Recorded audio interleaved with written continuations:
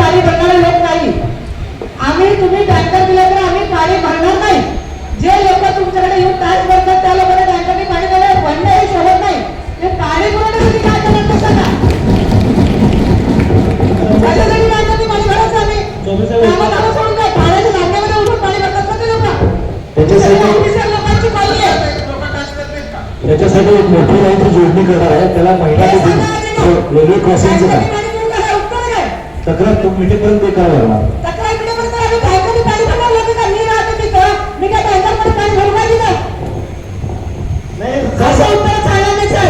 रात्री 12 पाणी नको दिवस नको करणार नाही. तुम्ही 12 पर्यंत पाणी देण्याचं पाण्याची व्यवस्था करा. चौबे साहेब तुम्ही पाण्याची 15 वर्ष झालं साहेब. जागेवर जे काय म्हणतात ना ते जागेवर जाऊन तिथं काय केलं पाहिजे ते उपाययोजना करून द्या.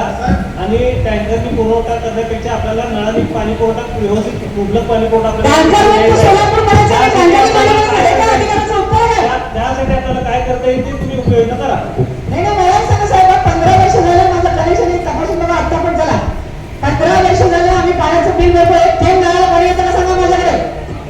तक्रार घेऊन मागणी नाही म्हणतात का तेल आहे तुमच्याकडे पाणी पोहोचत नाही.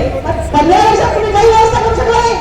18 नागरिकांची रिपोर्ट आहे टॅक्स वसूल करायचा तर करायचा पाणी द्यायचं नाही आम्ही टॅक्स भरला बंद करू. सार्वजनिक पाणीपट्टी पण भरणार नाही आणि पाण्याचा टॅक्स पण भरणार नाही. काय करता करून घ्या तुम्ही.